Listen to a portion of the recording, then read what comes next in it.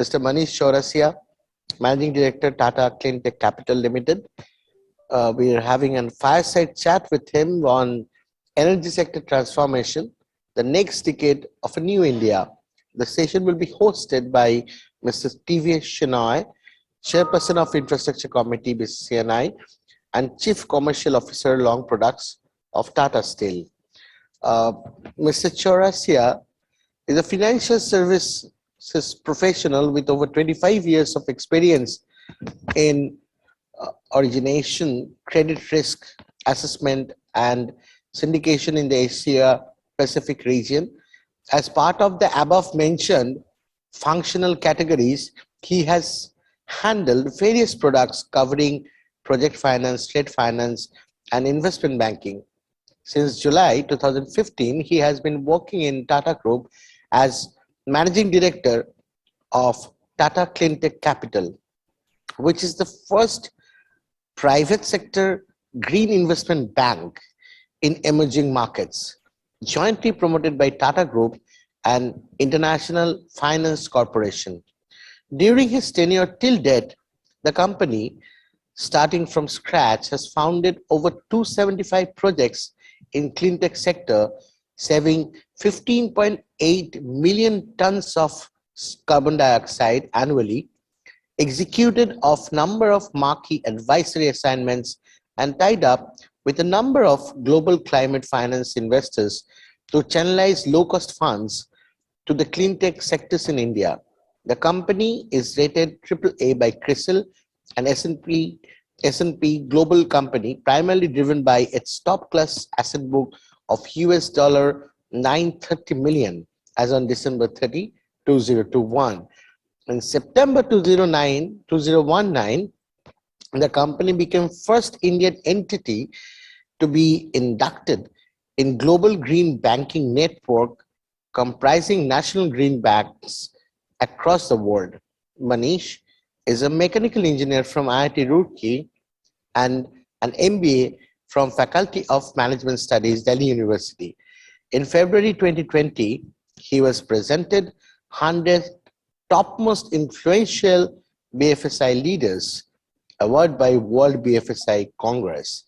In June 2021, he was made one of the 3 co-chairs of Global High-Level Task Force formed by ISA for mobilizing US $1 trillion towards development of solar energy technologies and expand solar markets in member countries.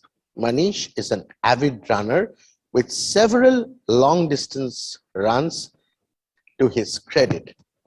With this, we would request Mr. Shenoy to take this session forward with very eminent speaker, Mr. Chaurasia. Over to Mr. Shenoy.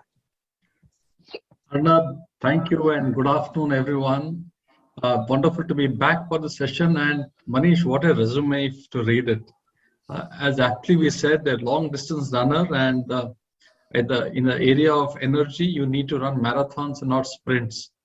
Manish, wonderful to be connected again, and it's great to have you on our session. And I'm sure the next 40 odd minutes. Arnab, if you could mute yourself, please. And over the next 40 odd minutes, we are going to have, I guess, a rollicking session with Manish, and hopefully we'll be able to answer all the questions as well. When we look at this topic today, and if we look at energy sector transformation, we often see a toss-up, and it's no longer a toss-up between thermal energy versus the renewable energy. We are seeing stringent SDG goals. We are seeing India having an ambitious 400-500 gigawatts plan of renewable business. And there's so much change in the offing. But how India is prepared in this transition? What are the various challenges that we need to look into? In this aspect, I think this session is very well apt and well positioned to kind of address it in the next half an hour or so. So while I introduce Manish into the session, it's also important to understand what are the aspects of the business and the company Manish handles. And over to you, Manish, and a brief description of what Tata Cleantech Capital is all about, what does green investment mean? If you could maybe give an overview to the audience, and then we take the next questions once we have this part of it on. Manish, over to you. Thanks, TVS. Thanks, Arnab, for a very nice introduction. And very warm welcome to the esteemed audience. I look forward to having a nice chat with you on this very pertinent topic, energy sector transformation, the next decade of a new India. So before we really start the discussion, I'm very keen to introduce Tata Cleantech Capital to all of you. In fact, I've got 2-3 slides because this is a unique concept, green investment banking, especially through the private funds, because most of the initiative which we have seen in this particular sector has been through public funds. Tata, along with IFC, is probably the first initiative which is through private funds. So before any further ado, let me just upload some slides for all of you.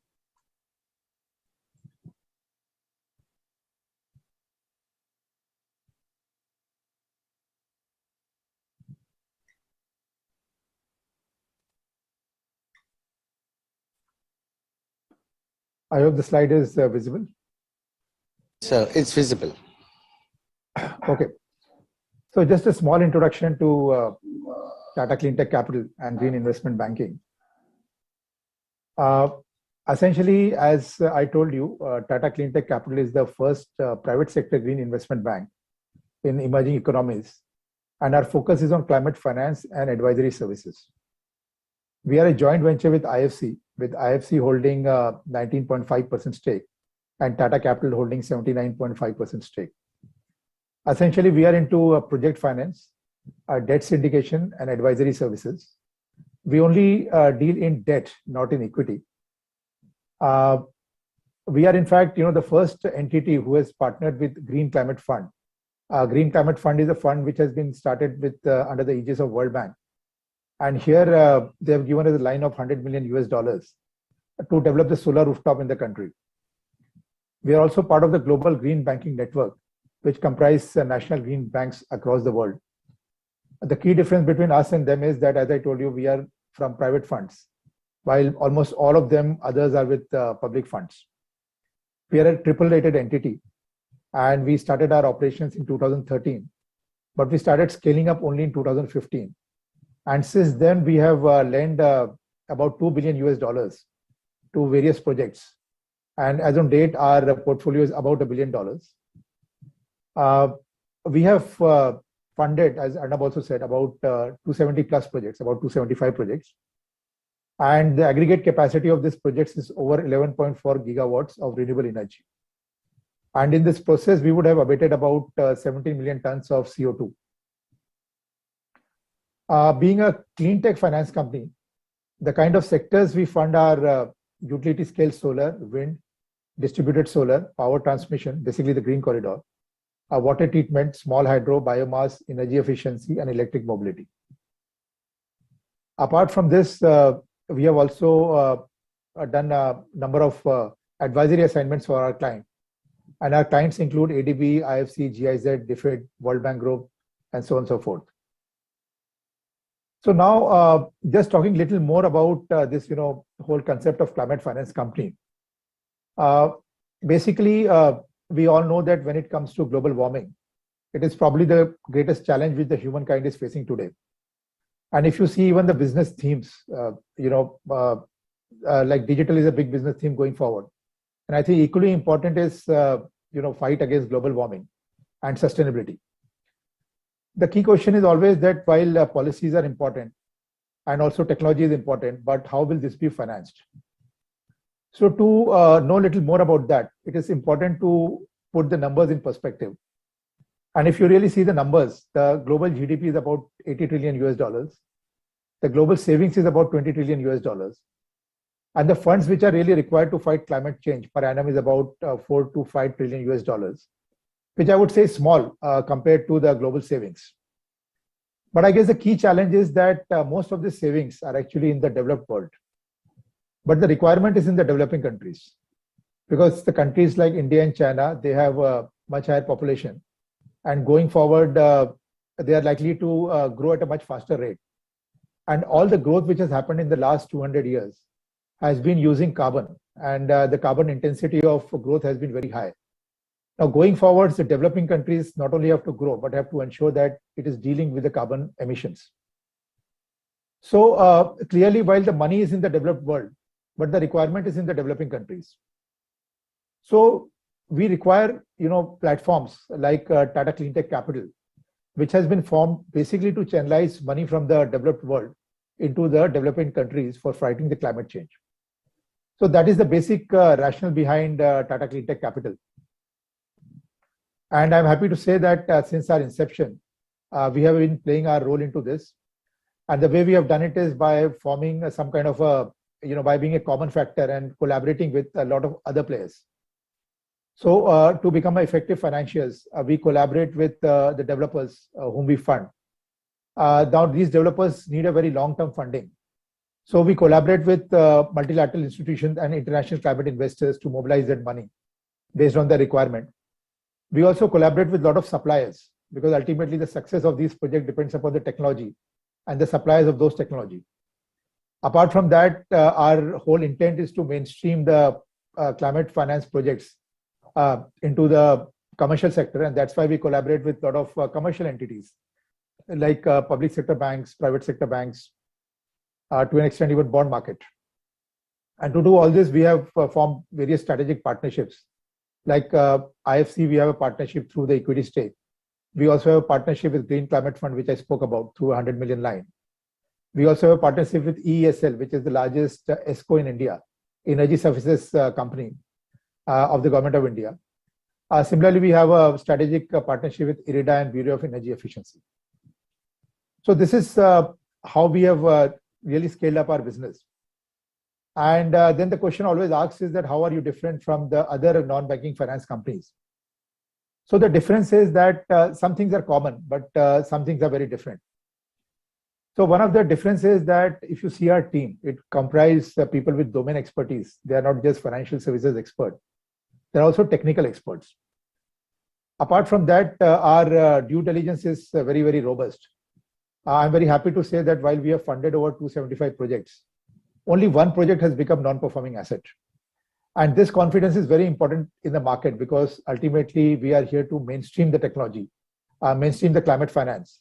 So unless the market gets the confidence that whatever we are doing is of good quality, the mainstreaming will never happen. The third way in which we kind of differentiate ourselves is through what we call social and environmental management systems. So normally when other wholesale NBFCs, when they do the analysis, the focus is more on the credit due diligence and the technical due diligence. But the climate risk is something which is yet not mainstream. And we fund projects which are not only climate friendly, but we also analyze what is the impact they will have on the environment, and also in terms of their social impact. So we see whether some projects can lead to extreme weather events, or whether they will need a displacement of a lot of people, or whether they will impact the water table underground. So we do a full social and environmental management assessment. And this is the reason that we have been able to tap money from a lot of multilateral institutions. Apart from that, we have a very strong comprehensive network. This is required because of the fact that we fund projects which are not mainstream. So it is very important for us to see whether the assumptions we had made at the time of funding the projects are actually coming out to be true. So we monitor all these projects very closely. Secondly, we are a pretty much an IT-driven company, being a new generation NBFCs. And because of that, we have kept our cost of operations very low. And our cost to income ratio is as low as 15%. While if you see the other NBFCs and banks, sometimes it is as high as 40 to 45%.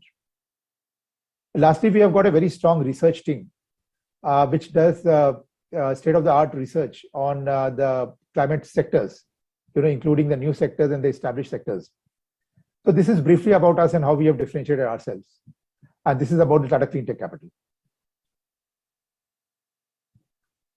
Thanks, Manish. I think wonderful view to actually have a ringside view of what Tata Cleantech Capital is. But more importantly, I guess, Manish, you touched upon 3 or 4 important facets of what climate finance company does and what exactly are we looking at, and the size of the pie. The $4 to $5 trillion potential of the money coming into this economy, and what you said, money is in the developed world, but economy is in the developing world. And let me try to connect that point with what India has set its eyes. And India set a very stringent SDG goals, and we also set somewhere in the 400, 500 gigawatt capacity ambition. And during the course, Manish, you also mentioned there are various elements of the climate finance. Apart from renewables itself, there are other aspects of the business which you all finance. But just going a bit deep on the renewables business is all about, could you, in your experience, say what are the various challenges this renewables business is all about? How do you see India going about reaching it, and what are the challenges that we need to overcome, specifically from the renewables business perspective? Sure, TVS. India clearly has a very ambitious goals in mind. And it's very important that India delivers on that, because if India does not deliver, the war against global warming will be a failure. India has to play a very important role. Now, as all of us are aware, in COP26, India made some ambitious announcements. India said that it is looking at a capacity of 500 gigawatts through non-fossil fuel sources. That is number one. And number two, it said that it wants that 50% of its energy generation by 2030 should be through renewable energy and hydro, including hydro. Second statement is in fact even more ambitious. Now let me explain you why that is the case. See, today as we speak, India has a power capacity of about 400 gigawatts, 390 to 400 gigawatts. Out of that, if you take purely renewables, meaning solar and wind, then it is that capacity is about 100 gigawatts. The hydro will be another about 50 gigawatts. So renewable plus hydro is 150 gigawatts. And then you have ancillary, sectors like bagasse-based power generation, which is about 10 gigawatts. So today, about 37 to 38% of country's total energy capacity is in, I would say, non-fossil fuel-based capacity. Now we are talking that from 150 gigawatts, we want to go to 500 gigawatts. So that is full 350 gigawatts over the span of 9 years. So that means we are talking about per annum capacity addition of about 35 to 40 gigawatts, at least. This has to be seen in the context of the fact that today, in the last, if you take 3-4 years, the capacity addition in the country has been less than 10 gigawatts per annum. So we are talking about enhancing our capacity generation per annum by about 4 times. I think this is clearly ambitious, and this will require a lot of work from all the players in the ecosystem. But the second statement which the country made is even more ambitious, because country is talking about the fact that 50% of its energy generation will be through solar, wind, and hydro. Now, this has to be seen in the context of the fact that the projects in solar, wind, and hydro, they operate at a much lower plant load factors. So today, while our 25% capacity is renewables, and including hydro, it is about say 35 to 36%. But in terms of energy generation, amount of energy which is generated from these capacity, that's not more than 20%. It will be maybe between say 20 to 25%, because of the fact that renewable is an infirm power, and it can be generated only when the nature allows it. When the sunlight is there, or when the wind is there, or when the water is flowing. Now we are saying that in spite of the fact that renewable is actually infirm power, we want that 50% of our power generation should be through non-fossil fuel sources. Now, technically, if you take a renewable plant today, if the entire capacity of the renewable is more than 20% of the installed capacity, then actually the grid becomes unstable. So clearly, what we are talking about is that the projects, the way they have been implemented in the past, are very different from the way they will be implemented in the future. Because in the future, we don't have a luxury of putting the plants the way they have been put in the past. and at the same time hoping that we will reach 50% of the total energy generation by 2030. Because if that happens, grid will become completely unstable, and that will actually lead to a whole set of issues. And secondly, based on the plant load factors we have got, that would mean capacity of more than 500 gigawatts, which is not our intention, because that will be more capital intensive. So one thing is for sure, that going forward, one of the key ways in which the energy transformation will happen is by the way the projects, by the quality of the projects which get implemented. So what we are going to see is that in the past, we have seen standalone wind projects, standalone solar projects. But going forward, we are going to see a lot of hybrid projects in solar and wind. Because once you have a hybrid project, then the generation is more stable. You know, wind allows the generation in the night and in early mornings. Solar allows generation throughout the day. And then wind again allows generation in the night. That is number one. But this is not sufficient. You know, many times the energy generated will be much higher than the requirement. Because ultimately, you know, you also have peak loads and you have got time of low energy demand. So it's very important to have storage along with this. It could be in the form of battery storage. It could be in form of pump storage. So going forward, we are going to see a lot of projects which will be hybrid projects of solar and wind along with the storage. And the good news is that the storage cost has been coming down. The battery storage cost has been coming down by 15 to 20% per annum. So what we are going to see is that in spite of the storage cost, we are going to have a project which will be much more viable. Probably they will be not as cheap as say 2 to 2.5 rupees of solar power, which we have today, but probably we will reach in the range of say 4 to 4.5. And in my view, that will be a point of disruption, because that would mean that this concept will be much more viable than your thermal power in all respects. And then probably we are going to see a massive disruption in the energy, and the way projects are implemented will change completely. So clearly going forward, country has ambitious plans, and I am sure that we are going to see a lot of activities and very different nature of the projects which will come going forward. These projects will be far more capital intensive, and they will require far more investments.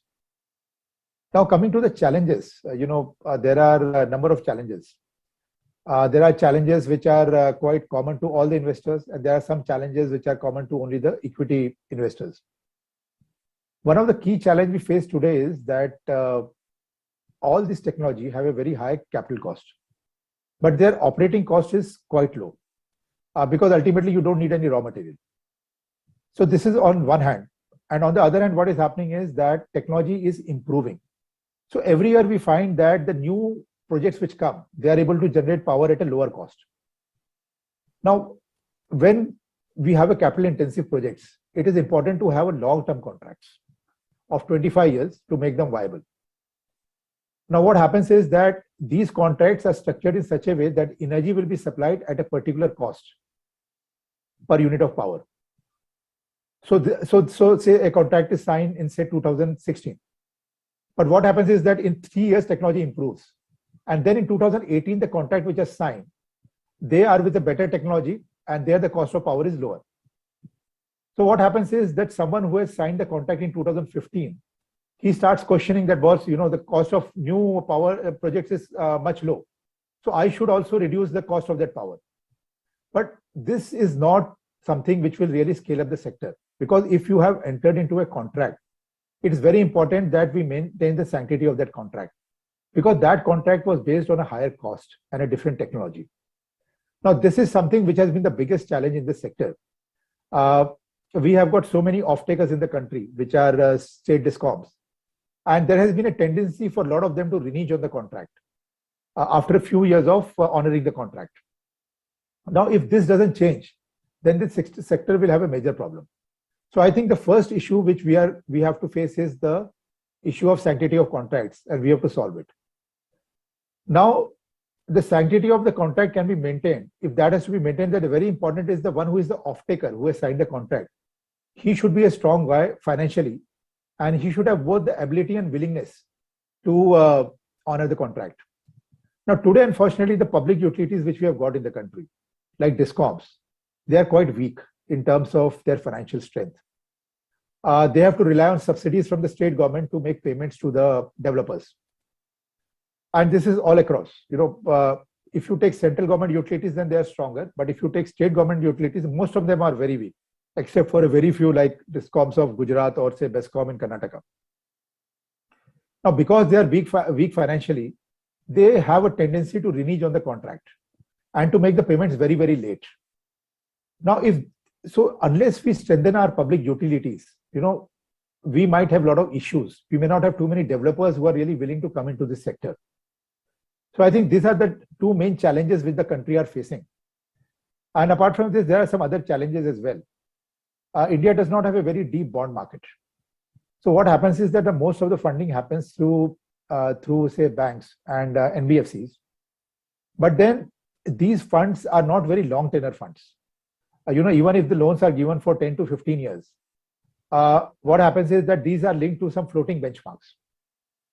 So the funding can work very well till the interest rates are low, which is the case right now. But once the interest starts going up, then the viability of some of these projects can get challenged. So what the developers have done is that they have tried to tap the offshore bond market, the global bond market, because Indian bond market is not deep enough. Now there the challenge is that firstly, the money is not available for 10 to 15 years. It is available for 7 to 8 years. And it is very difficult to hedge that cost. Because when you borrow in foreign currency, there is a huge foreign currency risk. And you have to do a cross-currency swap to mitigate that risk. And it is very important because all the revenues which are generated are in local currency. That's why the servicing of the debt should also happen in the local currency, and that's why you do a swap. But the swap market in India is very, very shallow, and it is very difficult to get long-term swaps. And even if you get it, those swaps are very expensive. I think that is the fourth challenge we have. Finally, the land acquisition in India is not easy because of various laws. And the other thing is that the land records are not digitized. Because of this, what happens is that developers find difficult to acquire land. And you can't acquire any land. There's only particular sites where solar energy is good or where the wind energy will be good based on the wind patterns. So land acquisition is difficult, plus these records are not digitized. So financial institutions find it very difficult to create charge on that land, which is very important. So I think these are some of the big problems. There are some other problems which is related to the sanctity of contracts. We have state electricity regulatory authorities. Sometimes they give a verdict which is clearly not in sync with the law. Unfortunately, if whatever it is, today power is a concrete subject, where central government also gives legislation and state government also comes out with legislation and policies. So sometimes there is a dichotomy between what the central government says and what happens on ground in the states. So these are some of the challenges, and in the next, I think, few years, we will have to work and resolve these challenges. But once these are addressed, I'm very sure the country has a capacity to go to 500 gigawatts, as is our intention by 2030. Manish, I think the way you put it, and I'm sure for all the listeners in here, you would have got a real clarity and roadmap of how India is playing out. And Manish, maybe connecting a few points. One from the perspective of India transforming itself to a 50% 2030 of our renewable, of our non-thermal part of it. So that would mean that we are seeing significant capacities in thermal gradually erode away, and then the renewables gradually pick up. So you're going to have a transformation or a transition point of time. Similarly, at that point of time, Manish, you did mention that while we got capacities of 38% and utilization and actual production could be in the region of 20. So directionally, we are seeing movement of quality of projects to hybrid, so that you have a combination of both wind and thermal, solar and wind together in this. So we're looking at one aspect, Manish, clearly push of markets for India transforming there. Parallelly, you did mention, Manish, of what are the various challenges which are going to come in from both from a off-taker as well from a financer. So if you look at now the next set of segments within this renewable business, and you look at whether it's a rooftop or whether you look at any captive, I'm sure there are various segments which are there, Manish. How do you see the segments within the renewables play out, or the non-thermal play out? Are there any transformations you're seeing them, either from a perspective of the developer or the financer? You did mention a few pointers, but are there any segment-specific inputs that you'd like to share? Sure.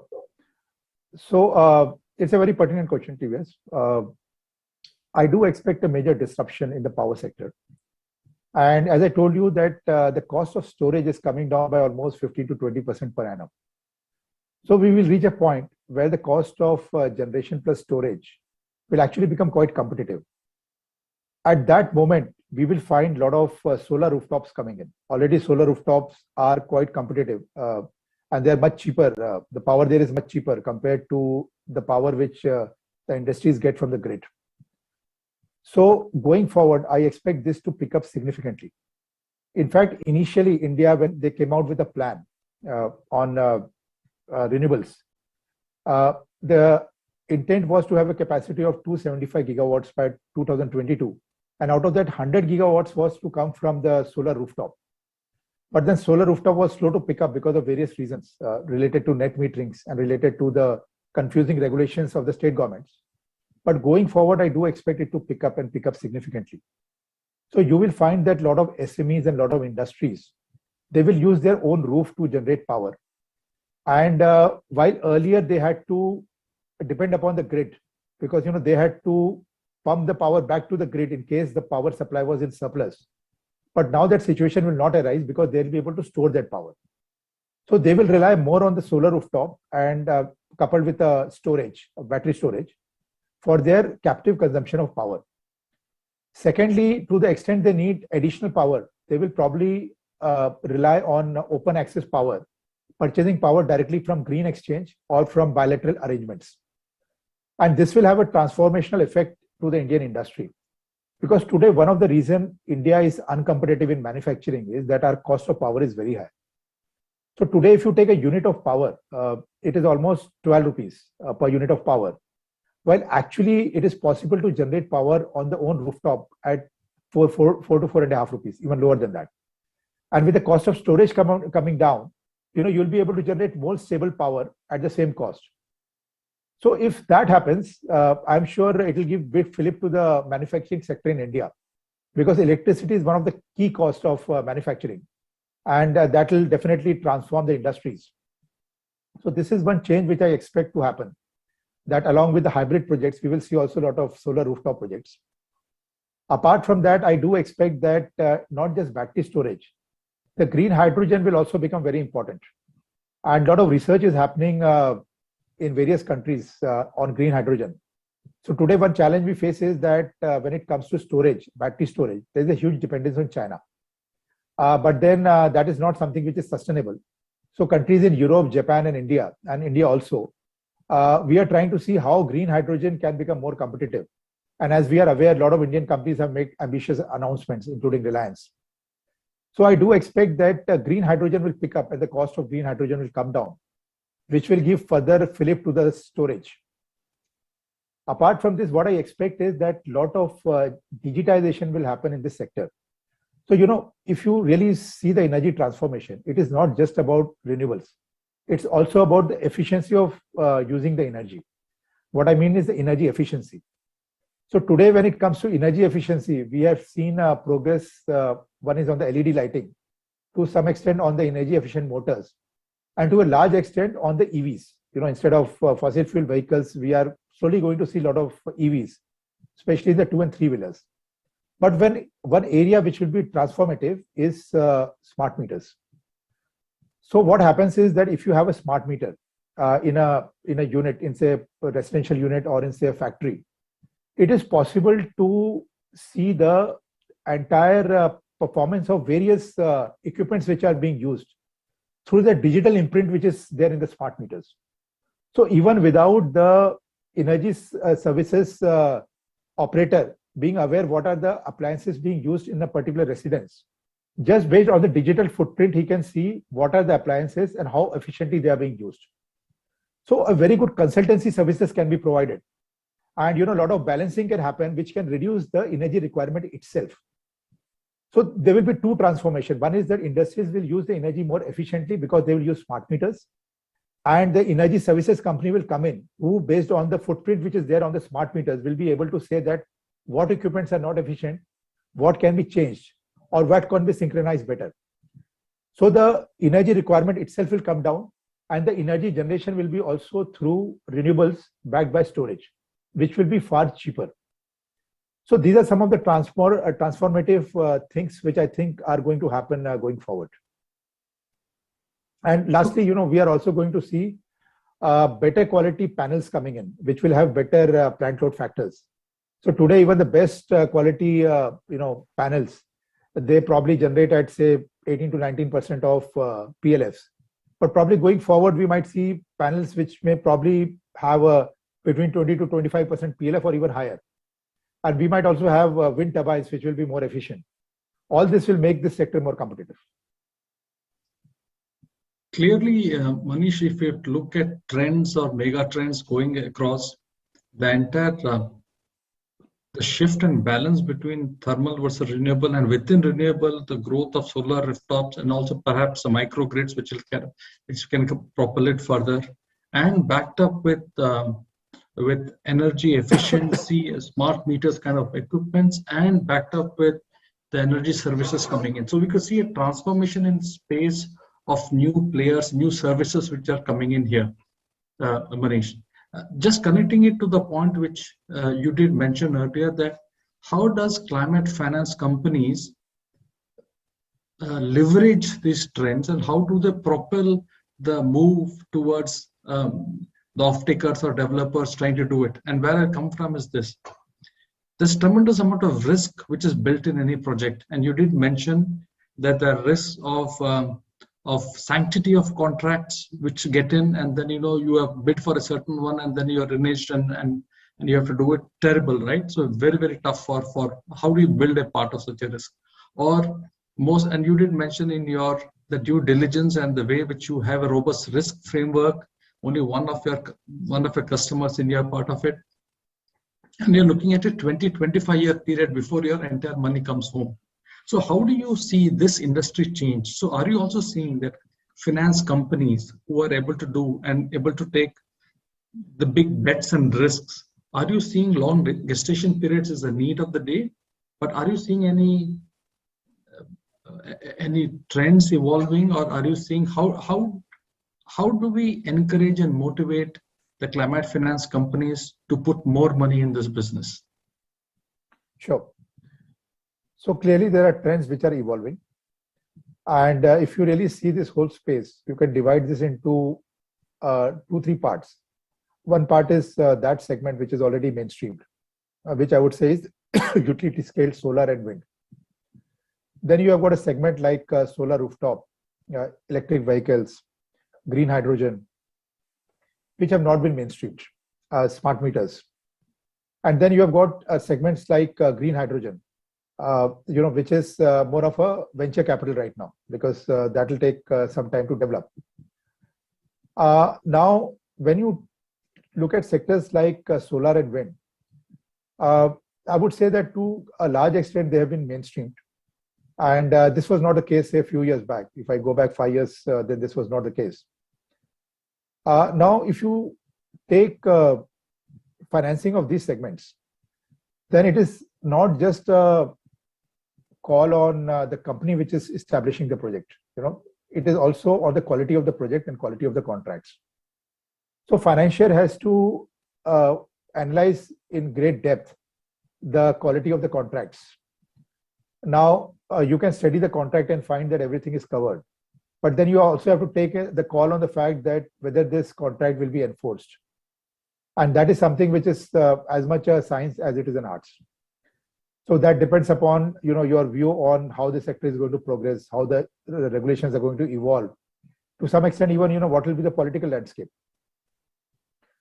So when you do projects in developing countries, then you can't just depend upon the quality of the project. You also have to depend upon the quality of the sponsors. Whether sponsor will be able to support the project in rainy days. If suppose the off-taker is not able to pay for a long time, whether the developer will be able to bring in the money. So that is something which we study very, very closely. And the way things are emerging is that even the utility scale projects which have got mainstream, initially they are being funded through climate finance companies. And once they are operational and their operations stabilize, then they are going to either infrastructure debt funds or to the bond market. So this is how the solar and wind are getting mainstreamed. When it comes to the other sectors, today there are very few financiers. There are financiers, but they are mainly those who have a climate finance verticals. Like if you take sectors like say solar rooftop or smart meters or EVs, then these sectors are yet to be mainstreamed. But then a few financiers like us, we are working along with the other players in the ecosystem, like developers, like off-takers, and even government, and trying to see how we can make viable models.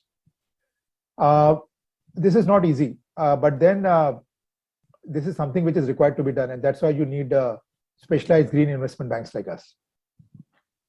So that is a short answer. It's a dynamic process. Yeah. So getting it, Manish. So clearly, while I wish we had some of the renewable people also across the, having a live conversation here, just building on the aspect of finance. And you did mention about bonds and overseas bonds coming in here. We just look back at the budgetary announcements which are happening in Feb by the finance minister, wherein to issue sovereign green technology and infrastructure bonds of 19,000 crores under the PLI scheme to mobilize funds towards the green infrastructure. So this clearly would it be an impetus to the industry? How does it work? Will this help the industry, or how will it propel it? In my view, this will be very helpful to the industry. Essentially, when the government is saying that it will come out with the international green bond issuance, clearly the idea is that they will fund public sector units through this issuance. And these issuance, because they'll be backed by sovereign, will have a lower cost of funds.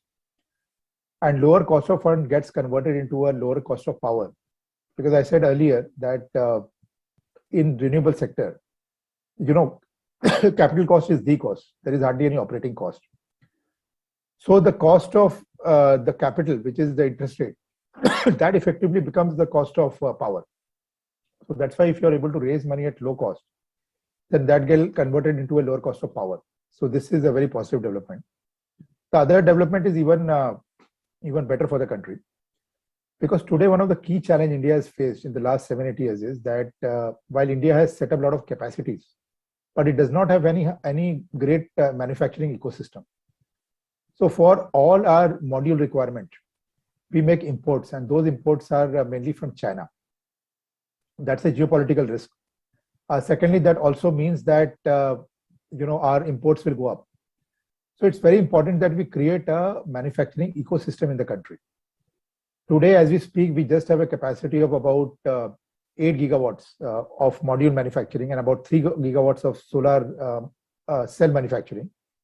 But then this needs to go up significantly because almost 80 to 90% of our module requirement we are importing. Now, with this PLI scheme, the good thing is that the manufacturing will come into India. We are expecting that the capacity will go up by almost 4 times. And dependence on China will come down, dependence on import and on China. Now, we will be able to manufacture modules and cells. Slowly, probably we'll be able to go to even wafers and polysilicon. That might take some time. So this is clearly a positive development. As we have seen in other sectors like automobiles, when country took the initiative, the ecosystem of manufacturing ancillaries and parts came to India. Similarly, this is very much required in the solar sector, and this is an attempt to do that.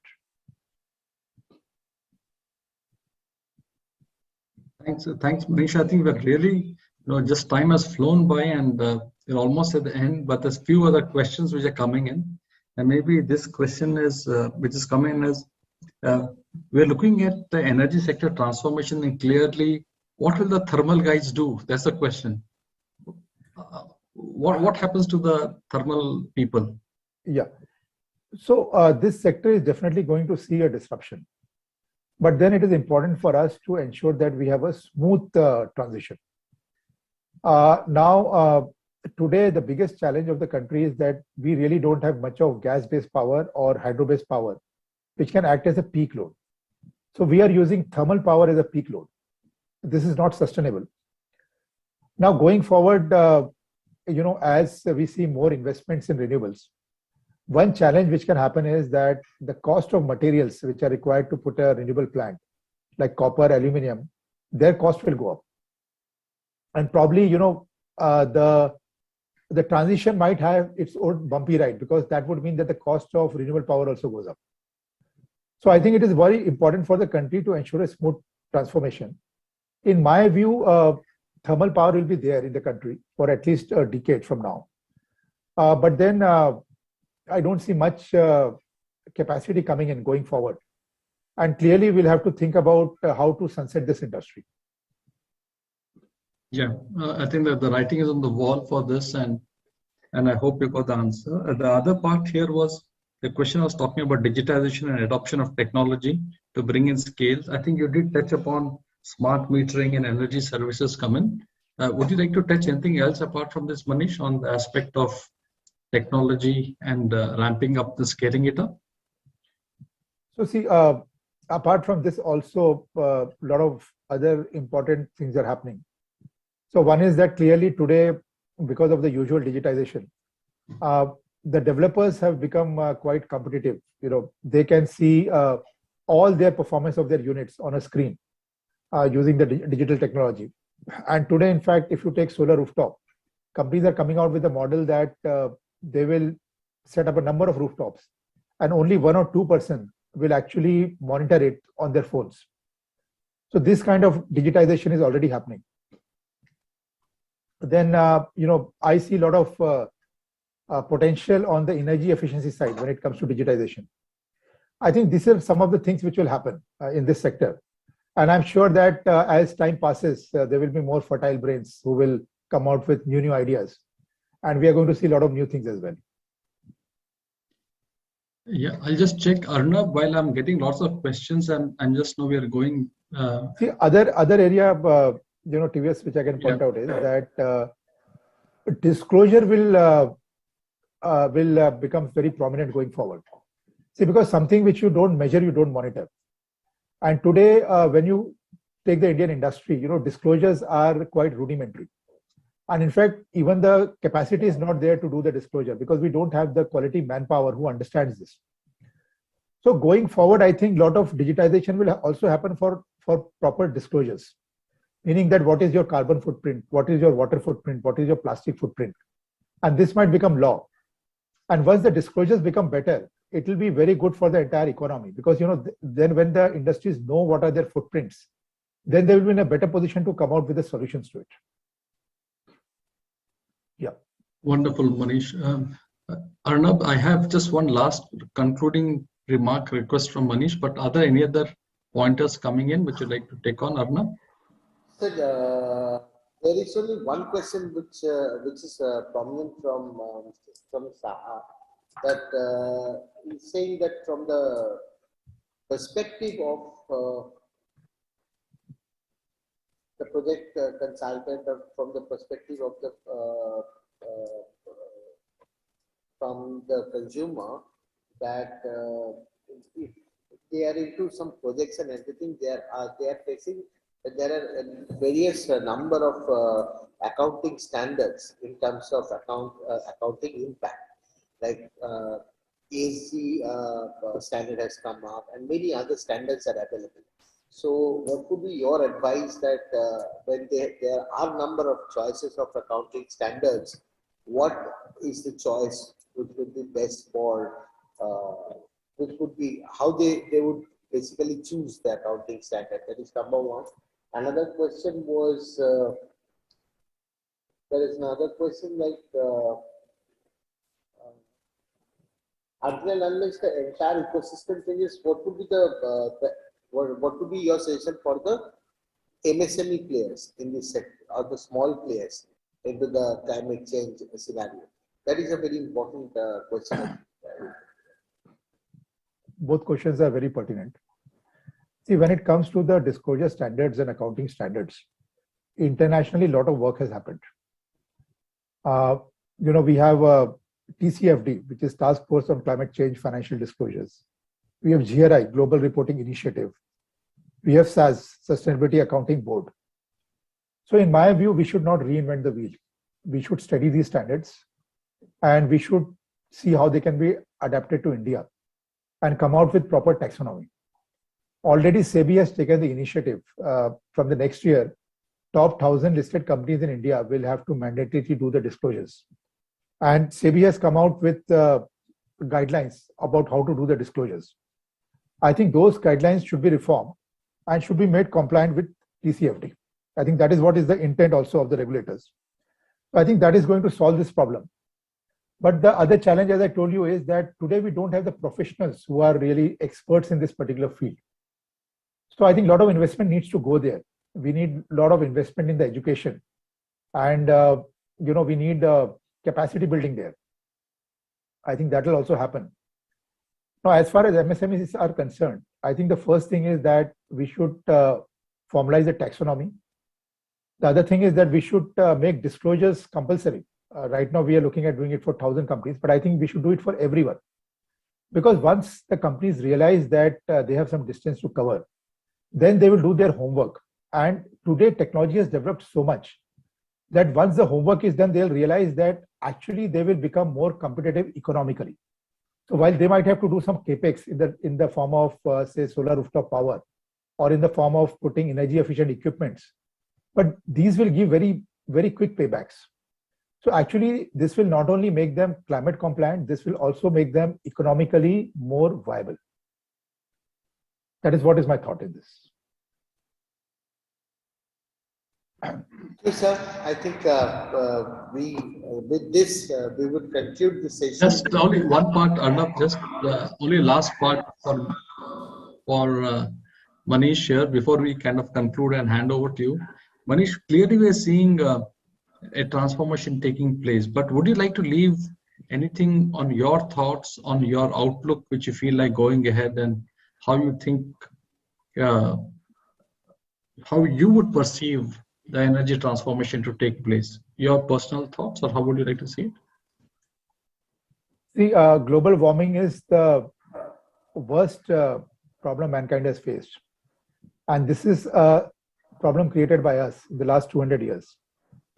And if we really don't do anything drastic, probably the 2 degree will happen by, say, 2050. 1.5 degree anyway is being projected to happen between 2030 to, say, 2040.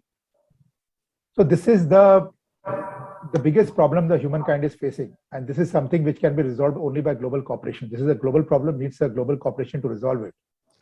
And it is in the interest of all of us, all the stakeholders, whether it is government or it is financiers or it is the industry or it is the civil society, that we take this problem very seriously and work towards the energy transformation, because that is the key to solve this problem. Thank you, Manish. On that note, the 1.5 degrees would translate into a 5 trillion opportunity. I think that's something which we can look forward to in the positive space, in the way to look at the way the industry will span out. But thank you, Manish, for a wonderful ringside view. And I think a crash course on the energy transformation and the various aspects. We heard from a developer, we heard from a financer, we heard from the government, we heard from the end user, we heard from service providers. I think for all you have tuned in, thank you very much. I think you just heard a masterclass delivered by Manish. And as you said, we are already witnessing a transformation in the Indian economy, the increased switch, the business models, and this is here to stay. And we all can do a little bit in this transformation journey, be it an end user, a supplier, a vendor, or a creator. But thank you, Manish. It was wonderful having you here in the session. And I'm sure people who are going to view this will be tremendously enlightened as we get ahead. Arnab, with that, if it's okay, I could close. And Manish, if any other pointers, we're good to close now. Most welcome, and it was a pleasure speaking to you. Thank you so much for the opportunity. Thank you, Mr. Chaurasia. And with this, we conclude the session. And we'll be back with the Express Roundtable on Tech Infra Technology as an enabler for infrastructure growth in a couple of minutes. Stay with us. Thank you, all of you. Bye-bye. Thank you. Thank you.